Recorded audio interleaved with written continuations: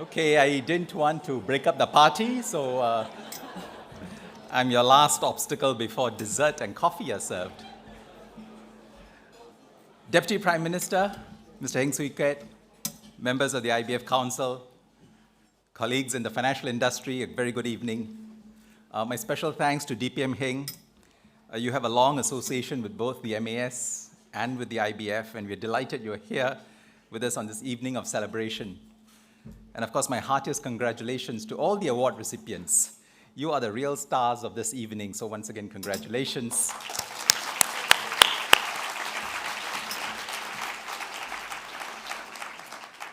The IBF Distinction Evening is probably the only large platform that brings together the entire financial industry.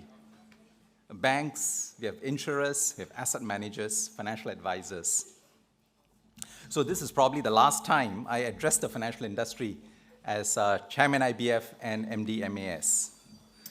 And I want to take the opportunity to express my deep gratitude to all of you for the partnership and collaboration which we've enjoyed over the years. My fellow members on the IBF Council for their support and guidance. Members of the Standards Committee and members of the various industry work groups for setting competency standards and frameworks for continuous development. Our sister agencies in government, WSG, SSG, and IMDA, for their very close cooperation. Our trade unions for helping us engage employees and employers on workforce transformation. And the hundreds of finance professionals, many of you are here, who have volunteered as speakers, as trainers, as coaches, as mentors, to help uplift the skills and competencies of our workforce. There is a special group I want to acknowledge, the staff and management of IBF.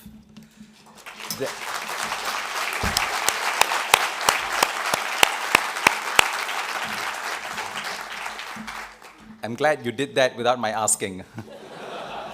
But seriously, their dedication to our shared vision of building a world-class financial industry workforce has been nothing short of inspiring, and I've seen them over the years.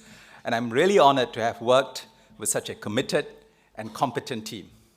I also want to add a special word of commendation for Ng Nam Sin, who has led IBF so ably, has not left yet, but will leave soon, end of this year.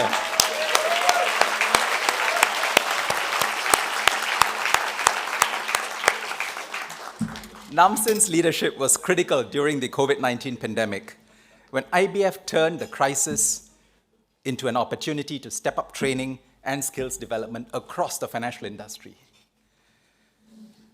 Since its birth in 1974, the story of IBF has essentially been one of partnership and collaboration.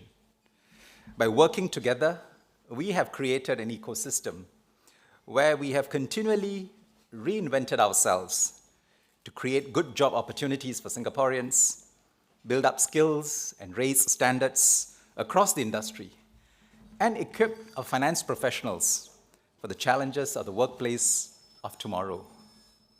From 1974 to date, some 400,000 participants have benefited from training courses conducted, offered, or accredited by IBF. Working together, we have created many bold initiatives. Since you're waiting for dessert, I'll just cite two of them.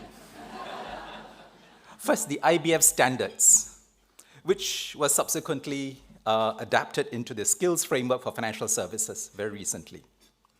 It is probably the first of its kind globally, where the skills required for various finance roles were mapped out comprehensively for the industry as a whole.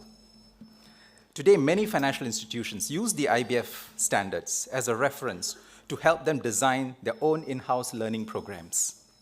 Training providers use the IBF standards to develop their curriculums and as a reference for future studies on skills development. About 25,000 practitioners have to date been certified under the IBF standards. Second, the Job Transformation Map, which helped us to not only identify the roles that are impacted by technology, but more importantly, to spell out how they will be impacted. For employees in these jobs, we worked with financial institutions to intervene early, to reskill them, to take on new and emerging roles.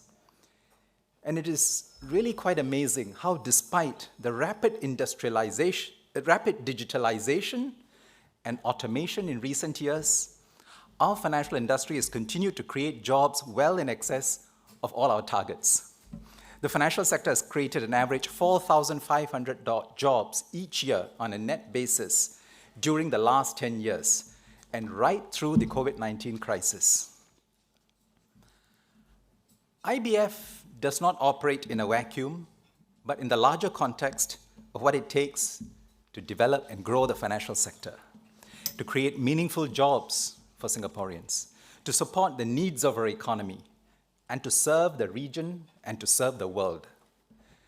Now, we cannot transform the industry if we cannot transform our workforce. And transforming the workforce requires a collaborative partnership among all of us here, where leaders provide the example and set the tone, where financial institutions provide the opportunity to upskill and reskill, and where people take ownership of their own professional development. What we have here in IBF is almost unique in the world, where the industry comes together, along with the regulator, to set standards, promote training, and build competencies for our finance professionals. Where we synergize the efforts of trade unions, financial institutions, and the government around workforce transformation. Where we have a single point of contact for all matters relating to skills, careers, and jobs in the financial industry. Several years ago, I described to a fellow central bank governor in Europe how the MAS and the financial industry worked together through the IBF to upskill and prepare our workforce for the future. He was visibly moved.